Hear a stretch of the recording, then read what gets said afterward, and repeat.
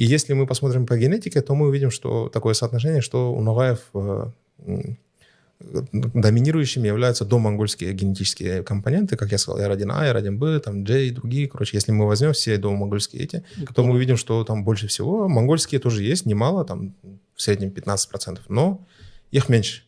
У казахов монгольского подавляющее большинство, а вот как раз вот, скажем так, нашей генетики у них очень мало. Вот эти вот кипчаки, конглы и так далее, этого у них мало, там 5% конглы, 4% кипчаков и так далее, мало. Хотя язык кипчакский.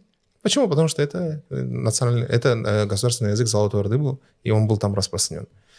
И по большому счету, если так взять с точки зрения генетики, если очень упрощенно, то можно сказать, что ногаи — это кипчакизированные население до монгольского, вот этого западного дождя Кипчака, а казахи — это кипчакизированные монголы, которые пришли с востока туда.